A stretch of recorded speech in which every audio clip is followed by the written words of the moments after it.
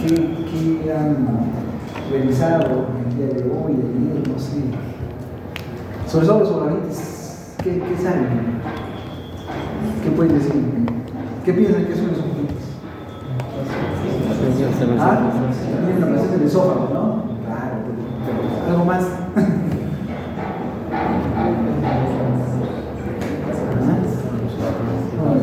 Claro, la esofagitis, lo que han dicho ustedes, es una inflamación del esófago, ¿no? Es una inflamación del esófago que puede, que se llama, comprometer tanto desde la mucosa y extenderse hasta en toda la profundidad, no puede abarcar todas las capas. Lo más frecuente es que solamente comprometa la mucosa, ¿no? Pero hay lesiones o hay agentes que se llaman, hay noxas que pueden tener un efecto mucho más severo y pueden penetrar a capas más profundas, ¿no? Para abarcar la submucosa, la muscular, incluso a veces hasta pueden perforar el órgano. Entonces, las esofagitis podemos clasificarlas de varias formas. Uno, podemos clasificarlas como agudas y como crónicas, ¿no? De acuerdo más o menos al tiempo de exposición del agente agresor. También podemos clasificarlas como pépticas y no pépticas. ¿Por qué podemos hacer esta clasificación? Porque casi la mayor parte de las esofagitis se producen por reflujo gastroesofágico y eso le llamamos a eso lo llamamos como péptico. Y todas las otras inflamaciones que no sean por reflujo las podemos denominar como pépticas. ¿Ya? Entonces ambas ustedes pueden utilizarlas, son válidas. ¿Ya? Muy bien. Dentro de las esofagitis agudas, ¿ya? Tenemos las infecciosas, ¿no? Las infecciosas pueden ser producidas por brongos, pueden ser producidas por virus, bacterias, protozoos. Dentro de los hongos, el más frecuente siempre va a ser cándida, entre los virus, los más frecuentes tal vez son estos tres, ¿no? Herpes y citomegalovirus en pacientes que se llaman inmunosuprimidos y varicela, que se puede presentar en pacientes inmunocompetentes. Dentro de la bacteria, lo más frecuente es tuberculosis, lo más frecuente, ¿no? Recuerden que la tuberculosis puede afectar cualquier parte del cuerpo, de la anatomía, ¿ya? Y dentro de los protozoos, Ptosporidium y Trypanosoma, ¿ya? Son cosas ya mucho más raras. En cuanto a los hongos, como les dije, lo más frecuente era la esofagitis por cándida, ¿no? La más frecuente. Y generalmente estas esofagitis por hongos se presentan más en pacientes inmunodeprimidos, sea cual sea la causa que le produzca inmunosupresión, ¿no? Puede predisponer que sean pacientes con VIH, que estén tomando corticoides por mucho tiempo, que tengan también una anomalía esofágica funcional o mecánica. Quiere decir que, si bien es más frecuente, no es exclusiva, la cándida no es exclusiva de pacientes inmunosuprimidos. También puede presentarse en pacientes inmunocompetentes que tengan este problema, que tengan alguna anomalía que no permite un tránsito esofágico adecuado, ¿no? Puede ser, digamos, una anomalía mecánica, una calasia, una estenosis en el esófago. Eso va a hacer que se retengan alimentos en esa zona y se pueda producir colonización. ¿Ya? O que sea una anomalía funcional, ¿no? Que ese esófago no se mueva, un esófago que tenga hipomotilidad, hipocontráctil, etc. Una esclerodermia que produce trastornos en la motilidad del esófago, etc. ¿Ya? Pero lo más frecuente va a ser la inmunosupresión. Y todas las enfermedades que producen inmunosupresión, la diabetes, personas con edad avanzada, alcohólicos, desnutridos, todo eso produce inmunosupresión, ¿no es cierto? Muy bien, entonces, ¿qué vamos a ver acá? Que generalmente la candidiasis afecta más, la ubicación más frecuente va a ser orofaringe, ¿no? ¿Ya? Pero que se llama, puede asociarse a ambas, puede haber candidiasis orofaringe y también candidiasis esofágica, ¿no? Generalmente cuando afecta el esófago, afecta mayormente el esófago del tercio medio y distal, ¿ya? Y se caracteriza clínicamente ¿por qué? Por dolor retroesternal, por odinofagia. ¿Odinofagia qué es? El dolor al pasar los alimentos, ¿no? Disfagia, ¿qué es? Dificultad, ¿no? Sensación subjetiva de dificultad pasar los alimentos, ¿no? O también pueden ser asintomáticos, ¿no? Muchos pacientes pueden estar con su cándida ahí, nada, es un hallazgo durante la endoscopía. Casi la mayoría de enfermedades que produzcan afectación del esófago van a tener estos síntomas, ¿ya? Muy bien, ya están viendo acá, en una imagen superior, esas membranas, estas placas blanquecinas que están recubriendo la mucosa oral, la lengua. Es bastante sugestivo de candidiasis esofágica, candidiasis orofaringe. Y estas placas blanquecinas de acá Esta se relaciona más a lo que es una candidiasis de tipo esofágico, ¿no? Y el esófago se puede comprometer de diferentes formas, ¿no? Entonces, si nosotros tenemos un paciente que tiene candidiasis, le encontramos, hacemos el examen oral y tiene esas lesiones sugestivas de cándida en la boca, y además el paciente también tiene dificultad para pasar los alimentos, tiene disfagia o tiene odinofagia, y es un paciente inmunosuprimido, entonces ya presumimos que el paciente tiene una candidiasis esofágica también. Entonces ya no es necesario que acá estemos haciendo endoscopía, ¿no?, para hacer el diagnóstico.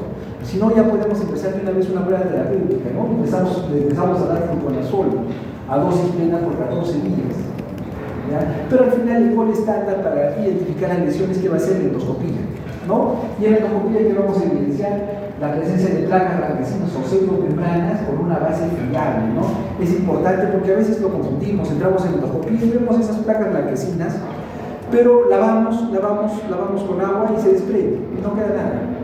Eso no son restos de alimentos, o medicamentos tal vez, ¿no? Puede haber tomado algún tipo de medicamento y se impregna la mucosa.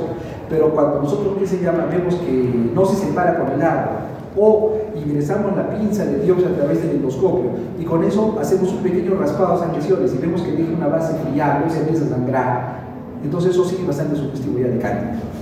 Y si no, pues todavía damos una biopsia, ¿no? Y con eso ya salimos de dudas. Entonces, endoscópicamente, podemos clasificar la lesión o la afectación del esófago por cándida con esta clasificación de Wilcox, ¿no? ¿Qué nos dice? Wilcox 1 nos dice que son placas blanquecinas aisladas, ¿no?, que ocupan menos del 50% de la circunferencia de la mucosa. En el Wilcox 2 ya van a ocupar más del 50%. En el Wilcox 3 ocupa más del 50% de la mucosa, pero todavía hacen estenosis, pero esa estenosis desaparece cuando yo insuflo bastante aire con el equipo. ¿Ya? Y en el grado 4, pues esto ya no hay estenosis, y yo por más que le eche todo el aire abierto, no le doy eso, esa estenosis no va a desaparecer. Entonces, esto es para hacerlo más objetivo, ¿no?, la afectación del esófago. Esto para hacerlo más objetivo. ¿Cómo tratamos la candidiasis orofaringia? ¿Qué le damos? Fluconazol, 800 miligramos de intravenoso de carga, y luego le damos 400 miligramos al día vía oral, o le damos 400 miligramos al día intravenoso por todas 3 semanas. El tratamiento para candidiasis esofágica siempre va a ser sistémico, no se hace con tratamiento bioral, ¿ya? Perdón, con tratamiento local, o sea, tratamiento local, o sea, no tratamos con una candidiasis oral. La candidiasis oral se puede dar con un tratamiento local, ¿no? Le podemos dar estatina, ¿no?, o otros que se llama, hay otros antimicóticos. El tratamiento para candidiasis orofaringia siempre va a ser sistémico, siempre, ¿ya? Ahora, si es que tenemos algún problema y no podemos utilizar el fluconazol, sea, no sé, alérgico, tenga algún problema secundario, o sea resistente loco a esto, podemos utilizar cascofungina, 70 miligramos de carga y luego 50 miligramos cada 24 horas. Si también tenemos algún problema y no podemos utilizar estos medicamentos, utilizamos afotericina. ¿Se puede utilizar fluconazol en el embarazo? No, ¿no es cierto? Porque es teratogénico, sobre todo en el primer trimestre es teratogénico. Entonces no podemos utilizar fluconazol en el embarazo, ni tampoco cascofungina, ni tampoco itraconazol, ni fluconazol, nada de los azoles. ¿Ya? Entonces el paciente embarazada lo que utilizamos es afotericina B. ¿Ya? Afotericina B en el primer trimestre, ¿no? 3 a 5 miligramos por kilogramo por día. ¿Ya?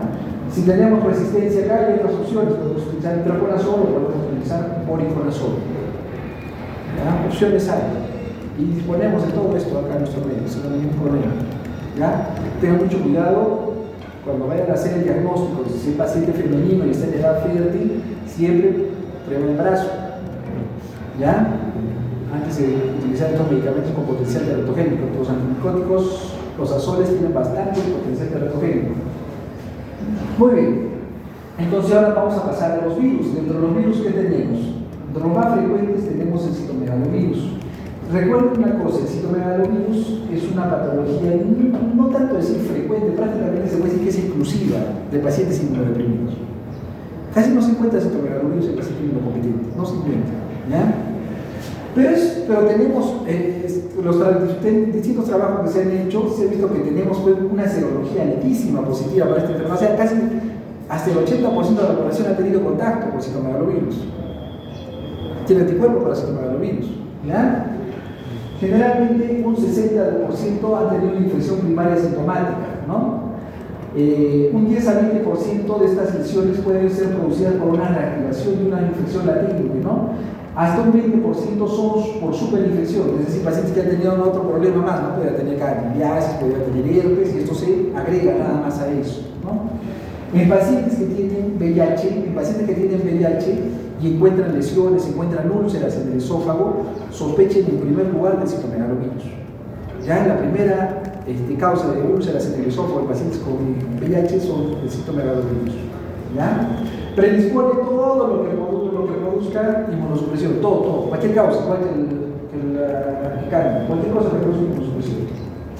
Los síntomas similares, odinofagia, disfagia, dolor, acá puede haber vómitos y puede haber pirosis. ¿Por qué?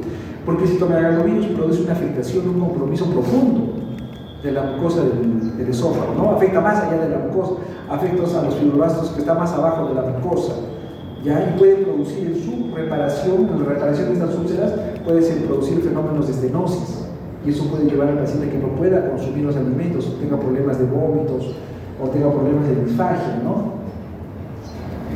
Entonces, el gol estándar siempre en la endoscopía, y en la endoscopía que vamos a encontrar erosiones, y vamos a encontrar estas úlceras lineales, profundas, que afectan generalmente los 2/3 inferiores del esófago, ¿no? Miren esas úlceras profundas, ¿ya? ¿Por qué? Porque el citomegalovirus infecta a los fibroblastos subepiteliales y a las células del endotelio, ¿no? Cuando nosotros queramos tomar biopsias de acá, no vamos a tomar biopsias de la base, no vamos a tomar biopsias de los bordes, sino de la base. Tenemos que tomar biopsias profundas. Si tomamos de los bordes, prácticamente no vamos a tener nada. Tiene que ser de las zonas profundas, ¿ya? Entonces, vamos a encontrar estas úlceras que afectan la parte media y distal, y que, si es que producen un fenómeno intenso de cicatrización, pueden llevar incluso a áreas de estenosis, ¿no? Si tomamos una biopsia y esto lo llevamos a histopatología, ¿qué vamos a encontrar? ¿No? El efecto citopático de los virus, de lo que producen los virus, ¿no? Citomegalia, agrandamiento del núcleo, infusiones intranucleares, eso es importante, ¿ya? Y si aún así todavía con esto no estamos seguros de que el citomegalovirus, podemos usar inmunohistoquímica. Y si aparte, y por eso todavía no estamos seguros, podemos aplicar PCR. ¿Ya? Todo tenemos esto para hacer el diagnóstico. ¿Ya? Entonces, tratamiento de citomegalovirus, ¿qué es? Ganciclovir para inducir, ¿no? A 5 miligramos por kilogramo cada 12 horas. Esto para inducir tratamiento, ¿no? Inducir tratamiento. También podemos, que se llama, utilizar valganciclovir endovenoso, 900 miligramos cada 12 horas. ¿Ya? Si tenemos, que se llama, que hay resistencia, podemos aplicar foscarnet, 90 miligramos cada 8 horas. El tratamiento de inducción va de 3 a 6 semanas aproximadamente, 3 a 6 semanas aproximadamente, o hasta que haya mejoría en el paciente, mejoría clínica, ¿no? ¿Qué quiere decir? Que disminuya la odinofagia, disminuya la disfagia, ¿ya? Y de ahí tenemos que hacer la terapia de mantenimiento por valganciclovir, 900 miligramos cada 12 horas. No hay realmente todavía un esquema, o sea, que te diga hasta cuándo tratar con valganciclovir, ¿ya? El tratamiento puede ir 1, 2, 3 meses. No hay todavía una. Eso se tiene que valorar ya de acuerdo a la evolución del paciente. ¿Ya?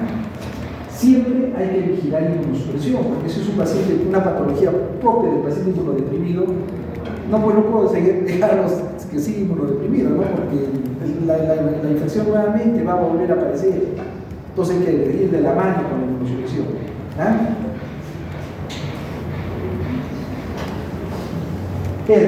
Herpes también es bastante frecuente, ambos tipos, herpes tipo 1 o 2 pueden producirla, generalmente se produce más por reactivación de infecciones latentes, puede ser, presentarse en inmunosuprimidos, pero también en inmunocompetentes, ¿no? Predispone todo lo que produce inmunosupresión. En la clínica de herpes hay odinofagia, hay disfagia, hay dolor epigrástico, puede haber náuseas, puede haber vómito, puede haber fiebre, puede haber hasta un 20% puede coexistir con lesiones también en la mucosa oral, ¿no? El herpes radial. Generalmente el herpes más que todo produce una afectación de la capa superficial de la mucosa, nada más, es por eso que no produce complicaciones, no produce complicaciones. En endoscopía, ¿qué vamos a encontrar? Estas pequeñas vesículas que se van a formar después en unas úlceras del tipo que se llama circunferencial, grateniforme, pequeñas, que pueden coalescer, ¿no? y que puede haber juntarse con un exudado de tipo amarillento en su superficie, ¿no? Igual, siempre van a afectar los 2 tercios inferiores del esófago. Entonces, si nosotros tomamos una biopsia de estas úlceras, ¿qué vamos a encontrar? Efectos citopáticos, células multinucleadas con núcleo hidroesmerilado y con la presencia de inclusiones intranucleares. Podemos hacer inmunohistoquímica, podemos aplicar cultivo, también podemos hacer PCR acá.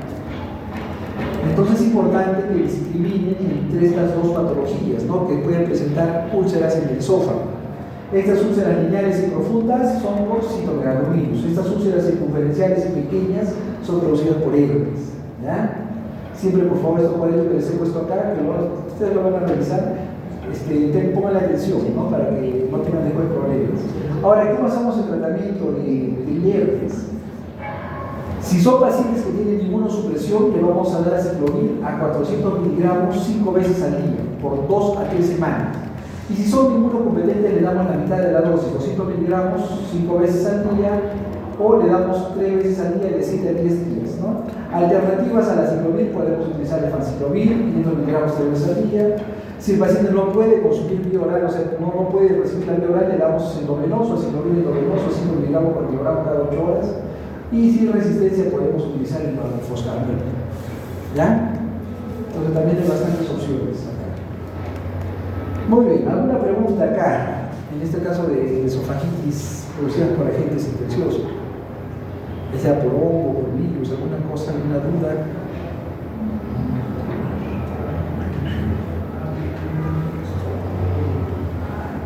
¿No? Ya. Muy bien. Entonces vamos a pasar a lo que es ahora la esofagitis rádica. La esofagitis rádica también se llama esofagitis por radiación, ¿ya? Esta afectación del esófago se produce más en los pacientes que son sometidos a radioterapia por tumores que se encuentran cerca del mediastino, ¿ya? Entonces en estos pacientes el esófago es un órgano que es una mucosa que es radiosensible. Entonces la afectación o el contacto con la radiación va a producir una inflamación, produce una mucositis de esa zona. ¿Ya? ¿Y cómo se puede ver acá? Entonces, esta inflamación del esófago puede aparecer incluso desde las 2 semanas ya de la exposición a la radiación hasta los 6 meses posteriores a la radioterapia. ¿Qué causa? Es bastante sintomática, produce mucho dolor, produce mucha odinofagia, produce mucha disfagia. El paciente presenta una pérdida de peso muy importante, ¿ya? La afectación del esófago es bastante importante porque puede comprometer la mucosa, la submucosa. Entonces, al comprometer, ¿qué se llama? La submucosa puede producir también alteraciones en la motilidad del esófago, ¿ya? Estos pacientes pueden tener una alteración de la motilidad muy importante. Puede haber ulceración, puede haber incluso hasta perforación del esófago. Y esta perforación puede llevar a la formación de fístulas hacia la vía respiratoria, ¿no? Fístulas traqueoesofágicas. Estos pacientes se caracterizan porque tienen una disfagia de tipo progresivo, ¿no?, que va empeorando, ¿no? Y generalmente van a ir hacia fenómenos de estenosis. Se va a cerrar el esófago y posteriormente van a tener que ser tributarios de dilatación, ¿no? Pero lo bueno es que no es lo más común, ¿no? No es lo más común que produzcan estas complicaciones, ¿no?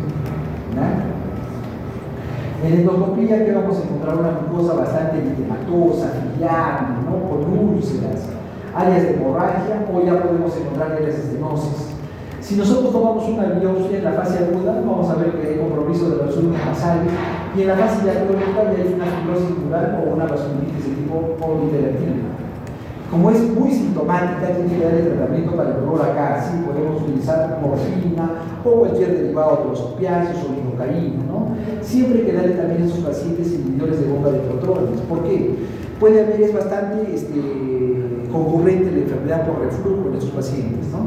Y si ya tiene una lesión producida por la radiación, no es bueno exponerlo a una segunda, que va a ser por reflujo. Entonces hay que dar inhibidores de bombas de protones a este paciente, ¿no? Si el paciente ya presenta estenosis, hay que hacer dilataciones, ¿ya? Otra cosa frecuente de esofagitis aguda son los fármacos, ¿ya? Es muy frecuente, ¿no?, sobre todo cuando ustedes estén en la emergencia, van a haber pacientes que van a llegar en la noche, generalmente, en la noche van a llegar con mucha sintomatología, van a desgarrarse el pecho, van a decir que tienen un dolor muy intenso, y muchos van a pensar que es un problema más que todo cardiaco, un problema coronario, etc., ¿no? Van a empezar a hacer su electro, todo, y les va a salir que es normal, que todo es normal, pacientes jóvenes. Entonces, van a creer ustedes, ¿qué ha pasado acá? ¿Qué ha pasado con este paciente? ¿No? Y acá es muy importante siempre la anamnesis, ¿no? Siempre cuando tengan un paciente que venga así con una patología aguda, tienen que preguntarle qué pasó antes de que empiece la molestia, que empiece el dolor, qué hizo, qué estaba haciendo, estaba comiendo, no estaba comiendo, qué pasó. Y generalmente por ahí sale pues, el maestro que el paciente le dice, no, justo tomé una pastilla y después de esos minutos me empezó esto. Entonces hay que sospechar eso, ¿no? Porque hay muchas personas que a veces toman las pastillas sin agua o toman las pastillas en la cama, ¿no? Toman y boom, se echan inmediatamente. Y eso es muchos de los fármacos tienen un componente ácido en su estructura, ¿no? Entonces hay muchos fármacos que pueden producir eso, ¿no? Los antibióticos, las tetracyclinas a la cabeza, como la doxy, bifosfonatos, el ácido hialurónico, algas, cloruro de potasio, sulfato de arroz, todo esto puede producir esofagitis por fármacos. El daño se produce tanto por un mecanismo directo o indirecto. Puede haber factores propios del fármaco o factores del paciente. Si yo tengo un paciente que tiene un esófago ya lesionado, si tengo un paciente que tiene alguna alteración que va a evitar que el fármaco progrese adecuadamente, entonces ahí va a haber más problemas. Los lugares donde más frecuentemente se producen las lesiones por los fármacos son a nivel de las estrecheces fisiológicas. ¿Dónde es eso? En el esfínter esofágico superior, en el arco aórtico y en el unión esófago-gástrico. Ahí es donde más se van a encontrar las lesiones, ¿no? Incluso pueden encontrar hasta el fármaco o restos del medicamento acá, miren. Acá en esta imagen estamos viendo estas úlceras. Esas úlceras producidas por el fármaco, ¿no? Incluso a veces se encuentran acá restos del fármaco en estas zonas. ¿Ya? El paciente tiene gran dolor, mucha odinofagia, mucha pirosis, ¿no? Pero generalmente esta molestia se va resolviendo sola en el transcurso de los días, ¿no? 1 semana, 10 días, va desapareciendo.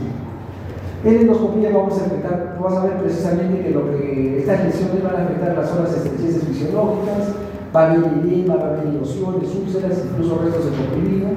Las biopsias acá son específicas. Si tomamos una biopsia no nos va a orientar a hacer nada, porque es un cuadro agudo. ¿Ya? Acá sospechamos más por el antecedente. ¿Ya?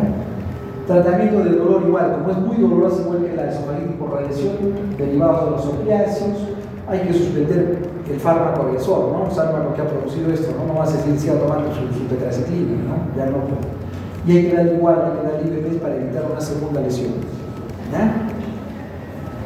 Y por último los cáusticos.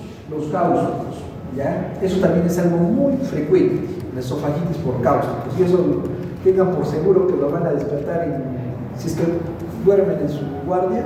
Esto va a ser una de las causas más frecuentes de que los priven de su sueño. ¿Ya? Es muy frecuente, hay mucha gente que los ingiere de forma intencional, algunos con fines suicida, otros con fines de llamar la atención, ¿no? Otros lo ingieren de forma no intencional, sobre todo los niños o personas que tengan alguna alteración, ¿no? Neurológica, ¿ya? Pero es frecuente, es bastante frecuente, ¿no? Generalmente en nuestro medio esta esofagitis se produce más por álcalis. ¿Y por qué por álcalis? ¿Por qué yo le digo más por álcalis? La lejía. Claro, pues la lejía, ¿no es cierto? ¿Quién no tiene lejía en su casa? Todo el mundo, ¿no? Todo el mundo tiene lejía en su casa, ¿no? Y a algunos les gusta la lejía, entonces pues algunos que quieren llamar la atención por la lejía, ¿no? Otros decepcionados que no hayan con qué hacerse algo, pero es así, pues. Cuando les digo paciente de emergencia, no estoy discriminando nada, solamente le estoy diciendo lo que se ve en la emergencia. Cuando les llega un paciente de emergencia que ha tomado una intoxicación por algún tipo de sustancia corrosiva, si es varón, tengan mucho cuidado. Si es varón, tengan mucho cuidado. ¿Ya? Porque eso es lo que vemos. El varón, si se quiere matar, ¿verdad? O sea, se toman sustancias bastante, que se llama nocivas, ácidos. ¿Ya? Si es dama, Puede ser que sí, puede ser que no. ¿No es cierto? Capaz que no. Por eso les digo, no es nada esto, sino que es lo que vemos. ¿No es cierto? Es lo que vemos. Y en buena hora que hacen eso. Porque es terrible ver qué se llama la lesión del esófago por cáusulos. La lejía, gracias a Dios, como se vio que tanta gente la consumía con fines no comerciales, entonces empezaron a hacerla bastante diluida, ¿no? Bastante diluida. Es muy diferente a la lejía doméstica, a la lejía industrial. Entonces las lesiones que nosotros hemos visto a veces por lejía industrial o por ácidos como el ácido muriático que los utilizan como desinfectantes son muy severas, producen lesiones en el esófago, producen quemaduras que pueden transponer casi todo el espesor del esófago, pueden producir perforación o lo más común va a producir estenosis. Estos son pacientes que después de unos días ya no pueden comer porque el esófago, áreas del esófago o del estómago se van a cerrar, se van a estenosar y van a tener que ser subsidiarios a dilataciones continuas, ¿no? Continuas. Hay pacientes que van a llevar dilataciones toda su vida. ¿Ya? Yo tengo un paciente que venía de Puno, de Sandia, ¿no? Y se tomó, bueno, él dice, no se estaba tomando alcohol con sus amigos, y él no sabe, pues no, nadie sabe si lo tomó en forma voluntaria o le cambiaron el vaso, no sé, pero tomó pues ácido, ¿no? Tomó ácido muriático. ¿Ya? Se hizo una quemadura muy severa en el esófago, ¿ya? Cuando llegó el paciente estaba pues, el esófago prácticamente con áreas de necrosis. Gracias a Dios no hizo perforación esofágica, pero sí hizo estenosis, ¿no? Hizo estenosis en dos áreas del esófago. Entonces el paciente venía, lo dilatábamos y casi el problema es que tú al dilatar rompes fibras, pero esas fibras nuevamente se van a volver a formar. Entonces lo dilatábamos después de 2 o 3 semanas, así que se cerraba nuevamente. Hasta que un momento pues ya el paciente no podía estar viniendo desde sangre cada rato para que le hagamos sus dilataciones acá. Entonces le fabricamos un dilatador al paciente para que él mismo se dilate. Entonces él visto como los faquiles, igualito que los faquiles, así, él mismo se hacía su dilatación. Le fabricamos un dilatador con sondas de aspiración, todo. Pues el ingenio siempre aparece cuando se necesita. Pero así el paciente, digamos eso, que el paciente solito se dilata. Cuando él sentía que no podía pasar los alimentos, él solito se dilataba. Imagina lo que tenemos que llegar. Por eso le digo que la vida es triste, ¿no? Y ese paciente ya se cambió de vista, probablemente pues lo más probable es que haya tenido un cáncer, se haya muerto por un cáncer de esófago, porque eso también es otra complicación de esto. Incrementa el riesgo de cáncer de esófago. Entonces tengan cuidado, mucho cuidado con los pacientes, por favor. Entonces el daño depende de la naturaleza, de la cantidad, de la concentración, cómo está la gente, cuánto tiempo está en contacto con la mucosa y cómo estuvo esa mucosa antes. Los síntomas acá no se correlacionan con la severidad de la quemadura. ¿Ya? Hay pacientes que vienen muy sintomáticos, vienen con orinofagia, disfagia, gorrea, ya muy sintomáticos, y al final cuando hacemos la endoscopía solo encontramos una mucosa enrojecida, no pasa nada más. Y ahí hay pacientes que no tienen muchos síntomas, y cuando ingresan se encuentra pues, un estómago bien comprometido con mucha, con todo. Entonces los síntomas no se correlacionan con la severidad. ¿Ya? Pueden haber lesiones en los labios, en la cavidad oral, en la faringe, ¿no? Encontramos a pacientes con cialorrea, con epigastalgia, dolor retroesternal, disfagia, linfofagia. Se puede complicar con una perforación esofágica y eso nos va a llevar a un cuadro catastrófico que se llama melastenitis, ¿no? De esto se mueren los pacientes. O si ha sido la perforación en el estómago, va a ser una peritonitis, ¿no? Y a largo plazo, generalmente, va por las estenosis, va a haber un problema con el disfagia y de vómitos. Acá el gol estándar es la endoscopía. Acá es muy importante la endoscopía para evaluar la extensión de la quemadura, la gravedad y cuál va a ser el enemigo. La endoscopía la tenemos que realizar entre las 12 a 24 horas después de la ingesta del cáustico hasta las 96 horas posteriores. En ese tiempo es un periodo ventana que se llama donde podemos hacer una endoscopía segura. No antes de las 12 horas porque no vamos a valorar adecuadamente cuál es la magnitud de la quemadura. Y no después de las 96 horas, porque si es una quemadura muy profunda, muy severa, la friabilidad que va a producir aumenta el riesgo de que se perfore ese esófago con la endoscopía. ¿Ya? Entonces, entre el 5.º día y el 15.º día no hacemos endoscopía. Tenemos antes para hacerla o después, de preferencia antes, ¿no? ¿Ya? Muy bien. No se hace endoscopía tampoco si el paciente tiene signos de perforación, si está hemodinámicamente inestable, si tiene algún problema en la vía aérea. Recuerden que por ahí ingresa el medicamento y compartimos el mismo camino, ¿no? Entonces también puede haber compromiso de la vía aérea, puede haber edema de glotis. Primero hay que tratar eso, porque eso lo va a matar al paciente. ¿Ya? No se hace radiografía de esófago o contraste en la fase aguda, no se hace, porque no nos va, uno, que no va a dejarnos ver las lesiones, no va a dejar ver las lesiones cuando queramos hacer endoscopía, y otra que dos, que no sirve para nada en la fase aguda. Entonces, vamos a hacer una clasificación. Lo que nosotros necesitamos hacer es una endoscopía pronta para valorar cómo son las lesiones, ¿no? Y una clasificación que se utiliza para valorar la extensión y la magnitud de la clasificación es ARGAR. En el estadio 1, ¿qué vamos a encontrar? Son una mucosa eritematosa, edematosa. En el estadio 2A, vamos a encontrar úlceras superficiales, ¿ya? Vamos a encontrar también la presencia de membranas sobre estas úlceras o áreas de hemorragia también. En el estadio 2B, las úlceras ya se vuelven más confluentes, más profundas, ¿no? Y son de tipo circunferencial. En el tipo 3A, ya podemos encontrar áreas de necrosis focal. Las áreas negras son áreas de necrosis focal. En el estadio B, la necrosis se vuelve de tipo difuso. Ya en el estadio 4 ya pues hay signos ya de perforación, hay signos de mediastinitis o ¿de qué? ¿Qué vamos a encontrar en el esófago cuando hacemos una radiografía? Y hay alguien que sospecha de perforación. ¿Qué signo? ¿Cómo se llama? ¿Ah? Neomeastino, ¿no es cierto? Y en el caso del estómago, del abdomen, ¿cómo se llamaría? Peritoneo, ¿no es cierto? Entonces, ahora, ¿cómo vamos a hacer el tratamiento? Miren, si el paciente, cuando hacemos la endoscopía, solamente vemos que tiene un Sargar estadio 1 o estadio 2A, entonces el tratamiento de este paciente es ambulatorio.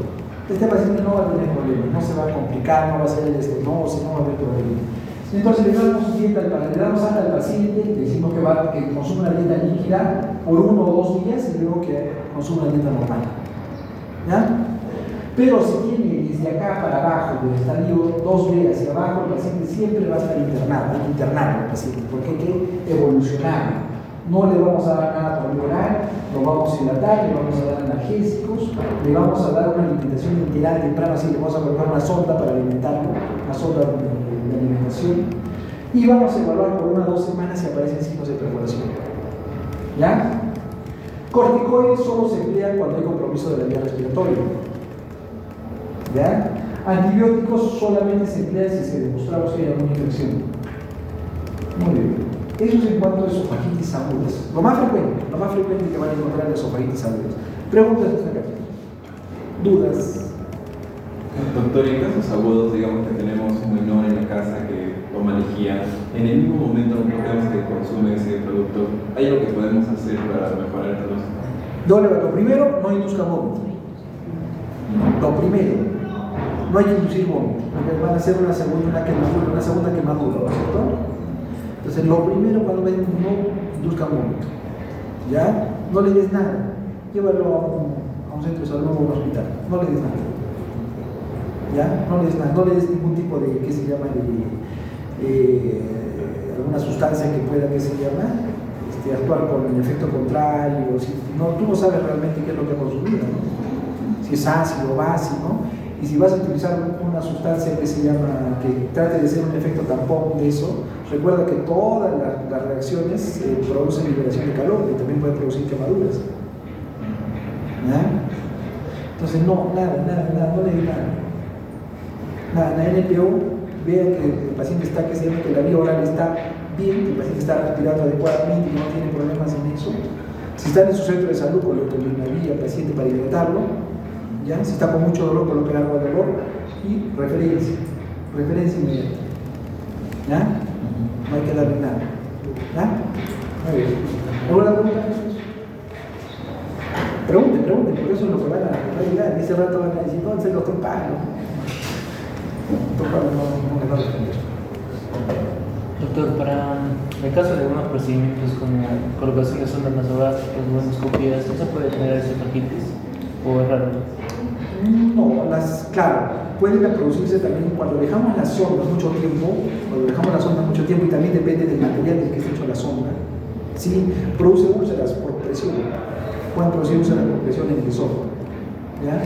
Pero son porque donde está, pero no, la sonda está apoyada.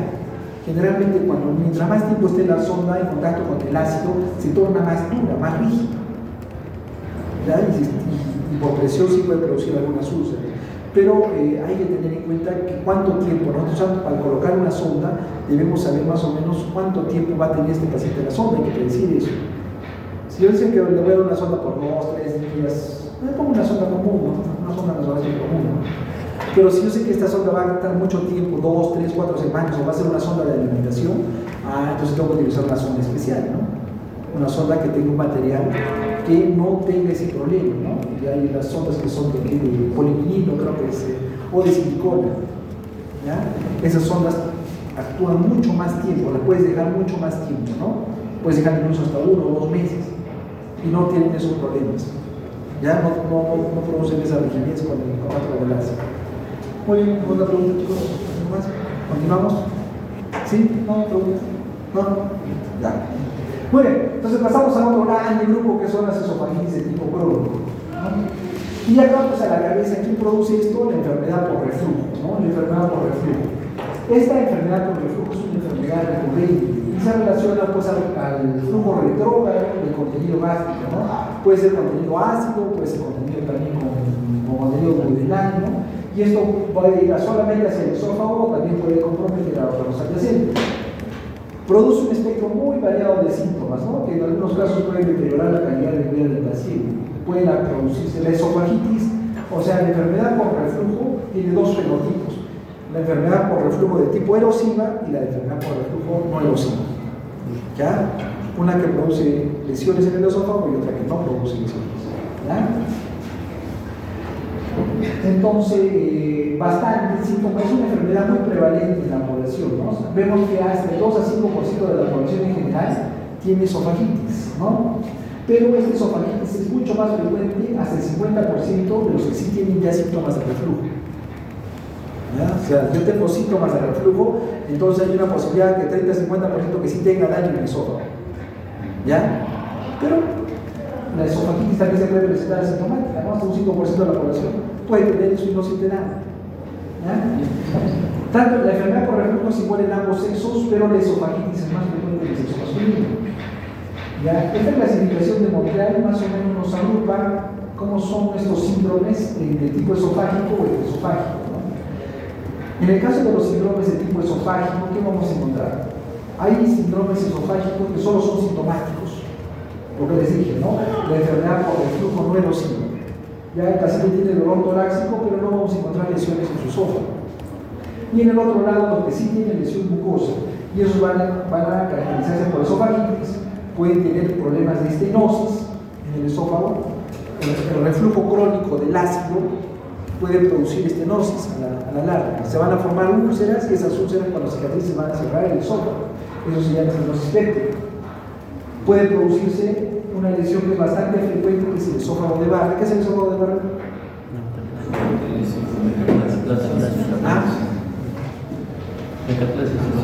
Metaplasia, ¿no es cierto? La metaplasia que aparece en el esófago. ¿Qué metaplasia? ¿Qué tipo? Intestinal, ¿no es cierto? Muy bien. Y al final, el esófago de Barré, ¿a dónde te lleva? Hacia un cáncer, ¿no? Hacia un adenocarcinoma. En el esófago hay 2 tipos de cánceres frecuentes, ¿no? Uno va a ser el adenocarcinoma y el otro epidermoide, que se los conoce muy bien. El carcinoma epidermoide se produce precisamente, afecta el tercio superior del esófago, ¿no es cierto? Por el epitelio que tiene. Y el carcinoma, el adenocarcinoma, afecta el tercio inferior del esófago, ¿no? Muy bien. Pero también puede haber, también puede haber síndromes intraesofágicos, porque no solamente puede comprometer el esófago, también puede involucrar a otros órganos por continuidad. Entonces puede producir tos por reflujo, puede producir laringitis por reflujo, asma o erosiones dentarias por reflujo. Eso también se está proponiendo que también pueda ser producido por reflujo, ¿no? Faringitis, sinusitis, fibrosis de tipo idiopático, fibrosis pulmonar o otitis media recurrente.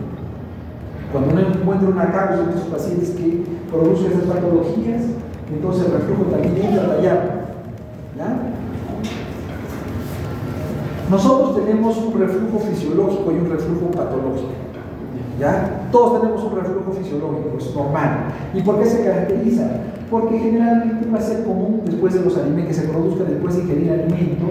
Ese reflujo fisiológico máximo son 40 episodios al día. ¿Ya? Son de corta duración, no se presentan en la noche, no producen lesiones en el esófago y generalmente el pH del esófago no baja más que 4. ¿Ya? Es un reflujo de tipo fisiológico.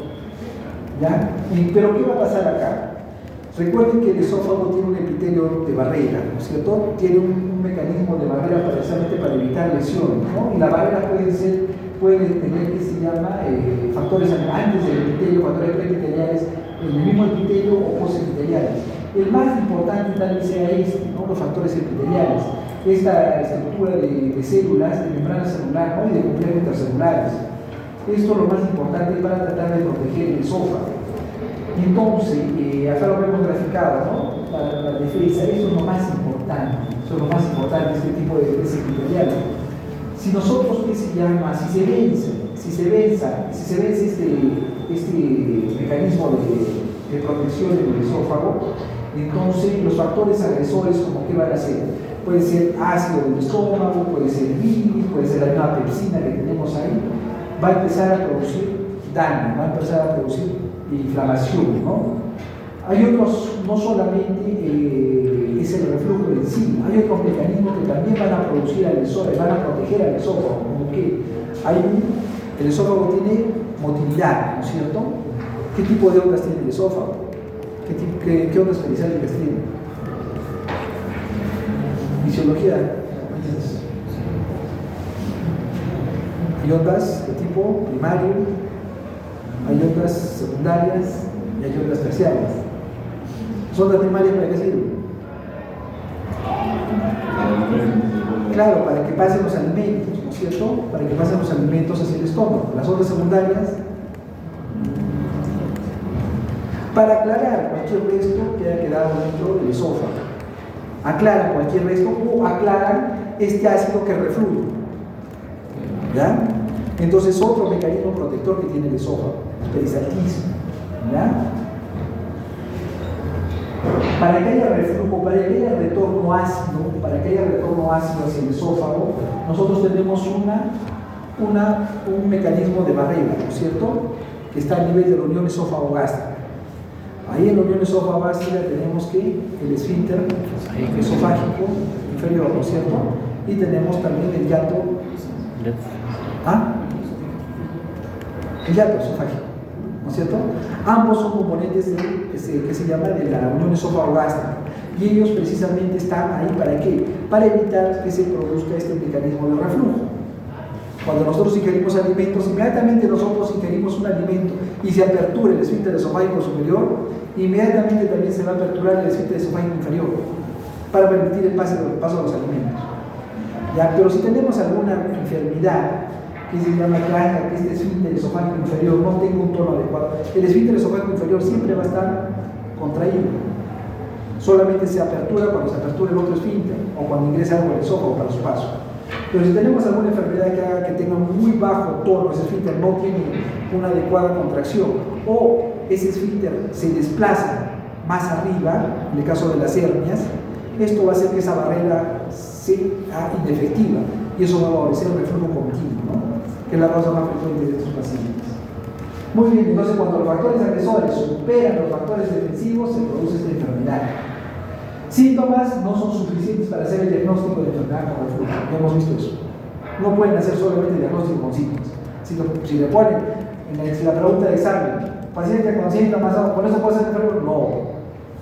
No. ¿Ya?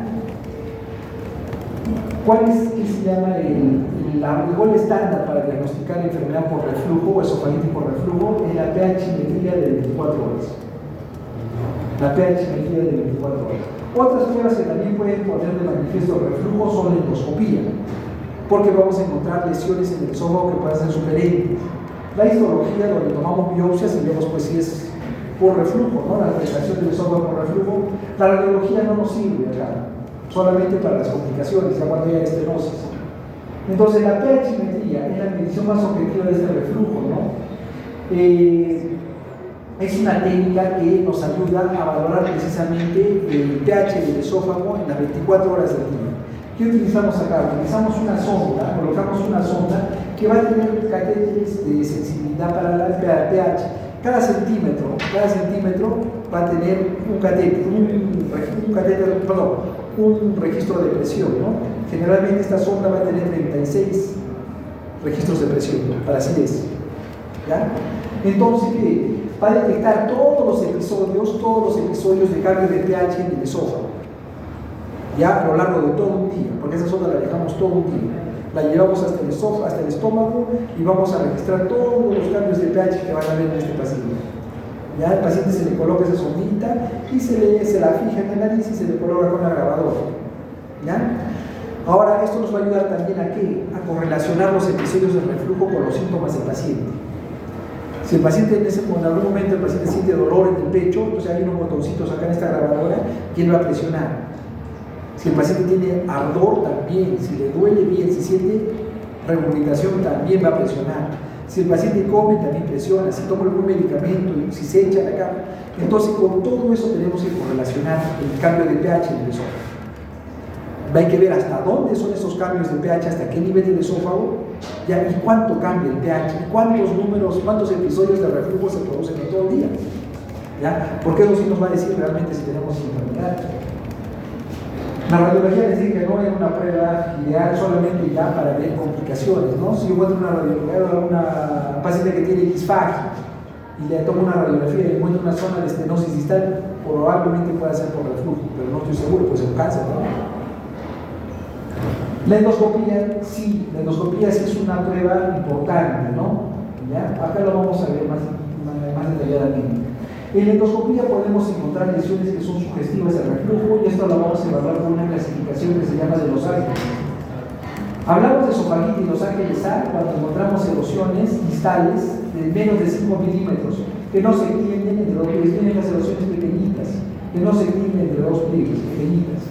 En Los Ángeles B las erosiones ya no son de 5, sino son más largas de 5, pero igual no se extienden entre dos pliegues. En Los Ángeles C las erosiones sí se extienden entre dos pliegues y pueden abarcar pero menos el 75% de la circunferencia. Y en Los Ángeles D comprometen toda la circunferencia. Están comprometiendo acá toda la circunferencia del esófago.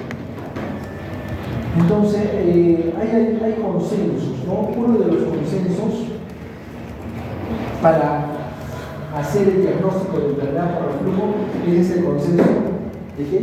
De Lyon, ¿no? El consenso de Lyon, que se ha actualizado recién hace 2 años. Para el consenso de Lyon, ¿cómo vamos a hacer el diagnóstico de enfermedad por reflujo? Por endoscopía. Una evidencia concluyente de reflujo es que encontremos una esofagitis de tipo B, C o D, o sea, Los Ángeles B, C o D. Ya, si el paciente tiene eso, sí podemos decir que tiene enfermedad por reflujo. ¿Ya? O también si encontramos un esófago de Barrett de segmento largo. ¿Cuánto es el segmento largo? Que tenga la lengüeta más de 30 milímetros. ¿Ya? Si tenemos eso, ya, si no concluyendo, ¿no? Ahora, ¿qué pasa si en la endoscopía encontramos un esofagitis Los Ángeles A? Entonces estamos todavía en una área con una evidencia todavía de tipo inconcluso. Me tengo que apoyar en otro examen para hacer el diagnóstico. Puede ser en la pH-metría. ¿Ya? Muy bien. O también me puedo apoyar en qué? En la biopsia. Me tomo una biopsia y voy a ver si es que el paciente tiene hallazgos sugestivos al reflujo. Ahora, si tengo disponible la pH-metría, entonces mejor hago pH-metría. ¿Qué voy a encontrar acá? Si tenemos un tiempo de exposición ácida en el esófago mayor al 100%, signo indiscutible de enfermedad por reflujo. ¿Ya? Si ese tiempo de exposición ácida está entre el 4 al 6%, entonces estoy en una zona límite todavía. Entonces veo cuántos episodios de reflujo va a tener el paciente. Si el paciente tiene entre 40 y 80 episodios de reflujo, todavía no es concluyente, ¿no? Si el paciente tiene menos de 40 episodios de reflujo, no es reflujo, puede ser enfermedad por reflujo. Si tiene más de 80 episodios de reflujo, sí es reflujo. Ya definitivamente sí es reflujo. ¿Ya? Entonces, Estas son algunas de las formas en las que ustedes pueden diagnosticar. La persimetría es lo ideal, pero no está disponible en todos los medios y es cara, ¿ya? Pero es lo ideal. Entonces, si no tenemos eso, podemos utilizar endoscopía. Y si es inconclusa, la evaluación por endoscopía, sí, definitivamente tenemos que apoyarnos en otro método de diagnóstico. La manometría de alta resolución es un examen para evaluar la motilidad del esófago, el movimiento del esófago. ¿Ya? Solamente nos va a servir no para diagnosticar reflujo, nos sirve para evaluar a los pacientes que van a ser candidatos a cirugía de reflujo. ¿Ya? Pero no para diagnosticar. Muy bien. Diagnóstico diferencial de esta enfermedad con esofagitis de tipo infeccioso, por fármacos, enfermedad coronaria, cualquier trastorno motor del esófago, enfermedades del tracto biliar, neoplasias. Tratamiento de la enfermedad por reflujo. Primero, cambios en el estilo de vida, ¿no? Siempre evitar fármacos que puedan empeorar esto. Hay fármacos como los calcio-antagonistas, beta-bloqueadores que pueden empeorar. No tratar de que el paciente no consuma comidas copiosas y muy ricas en grasas. Estas van a enriquecer el vaciamiento gástrico y van a favorecer más reflujo. Evitar el sobrepeso. El sobrepeso es un factor de riesgo para el cáncer de cárdias. ¿Ya? Pacientes con sobrepeso es mucho más frecuente en ellos el reflujo. Y eso incrementa también el riesgo de cáncer de cárdias. Evitar el ejercicio físico intenso, ¿no? A los que les gusta levantar pesas así, ya pero de forma exagerada. Ese aumento de la presión intraabdominal también hace que se produzcan cambios en la unión esófago-gástrica, ¿ya? Favorece el reflujo. Tratar de no acostarse hasta una hora después de comer, o sea, llegar, como y se quedan dormidos encima del plato, no. Tienen que comer y tratar de mantenerse sentados, aunque sea una horita, ¿no? No les digo despiertos, pero sentados, por lo menos, ¿no es cierto? Tratar de dormir, para los que tienen síntomas, tratar de dormir con cabecera elevada, 15 a 30 centímetros, ¿ya? Y tratar de dormir en el punto de la lateral izquierda. Ayuda, pero no es el tratamiento, solamente son cambios que les van a ayudar un poquito. El tratamiento, o sea, la base del tratamiento para esto son los IVPs, ¿no? Antes se utilizaban algún otro como los antiácidos, los antialginatos, pero producen una neutralización de la acidez gástrica por muy poco tiempo, ¿no? Los antiácidos solo neutralizan 90 minutos, el esófago produce ácido a 24 horas al día, ¿ya? Los bloqueadores H2 como la ranitidina, cimetidina, famotidina, máximo producen una inhibición del ácido de 6 a 10 horas, muy poco, ¿no es cierto? Pero estos, los IVP sí producen un control mucho más completo y permanente del ácido, ¿no? Los IVP se deben utilizar igual que sus formas, omeprazol, etc. El tiempo mínimo de uso son de 4 a 8 semanas, no se da por menos, nunca se da por menos. Yo siempre les sugiero que no den menos de 8 semanas de tratamiento, nunca menos de 8 semanas. Con eso, hasta un 80% de los pacientes van a presentar un alivio de sus síntomas, ¿ya? Siempre y cuando tengan pacientes que se caen de lesiones en el esófago, ¿no? Y los pacientes que no tienen esófago, lesiones en el esófago, o sea, los que tienen enfermedad por reflujo no erosiva, solamente van a mejorar en un 60%, porque pueden haber otras cosas más que también produciendo la molestia del paciente. Acá están todos los medicamentos que pueden utilizar con las dosis respectivas, ya son los respectivos ustedes. Como les dije, 8 semanas como mínimo en la terapia de elección, ¿no? Para aliviar, tanto para producir alivio de síntomas como para producir recuperación de la glucosa. La primera dosificación debe de realizarse por lo menos 30 minutos a 1 hora antes de la primera comida, antes del desayuno, ¿ya? Si nosotros le damos, ¿qué se llama? Una vez al día el tratamiento con IVP y el paciente no está mejorando adecuadamente, podemos darle 2 veces al día. Darle el medicamento 2 veces al día. ¿Ya? Esa es la base del tratamiento farmacológico para la enfermedad por reflujo. Y esto es el tratamiento quirúrgico, ¿no? El objetivo del tratamiento quirúrgico es reconstruir nuevamente la barrera del reflujo, o sea, la unión esófago-gástrica. ¿Ya? ¿Cuándo se da el tratamiento quirúrgico? Cuando el paciente no mejora con la medicación, cuando recurre muy rápido con la medicación, cuando no tolera el medicamento o cuando tiene complicaciones por el medicamento, ¿no? O el paciente no quiere tomar el medicamento. Porque recuerden que esto va a ser por vida, va a ser de por vida. ¿Ya? O también se puede contraindicar cuando el paciente tenga una edad muy avanzada, o sea, cuando el paciente tiene una edad muy avanzada ya la cirugía hay que tener cuidado, ¿no? O si el paciente tiene sintomatología funcional importante o encontramos que hay una función pobre o alterada del esófago. Entonces, los pacientes que siempre se van a hacer una cirugía antirreflujo, recuerden que en ellos está indicada la manometría. Ya la manometría esofágica de alta resolución. ¿Cuál es la cirugía, la técnica que se utiliza? La fundoplicatura, ¿no?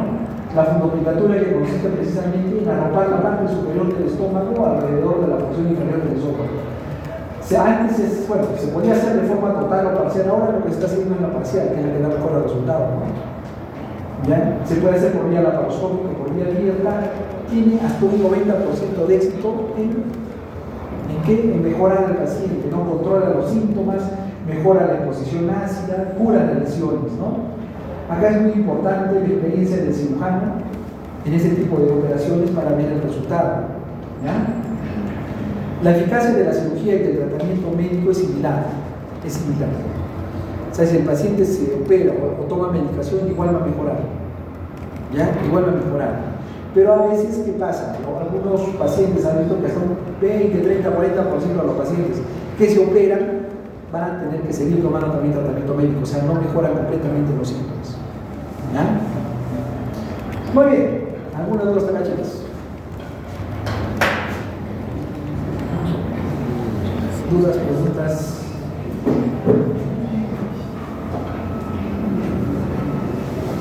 Ya reflujo, sobre el primer reflujo. ¿No?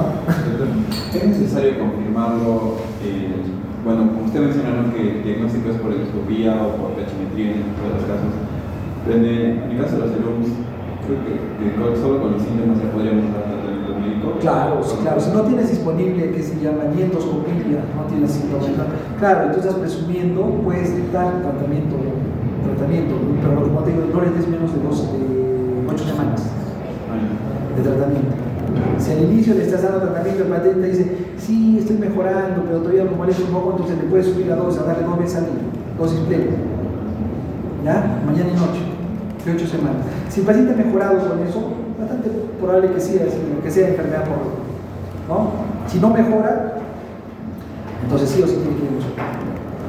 Entonces hay que valorar acá, ¿no? Si no tienes la endoscopia del médico, la depresión, si no tienes la tachimetría, claro, sí puedes dar tratamiento farmacológico.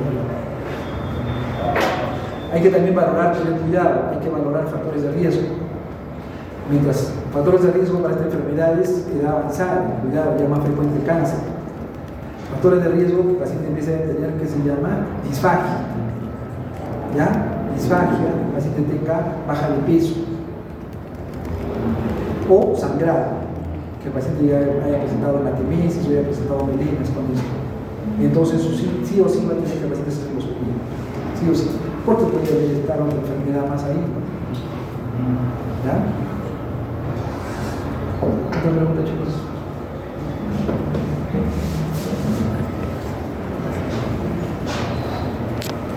¿Vienen almorzando o de qué se van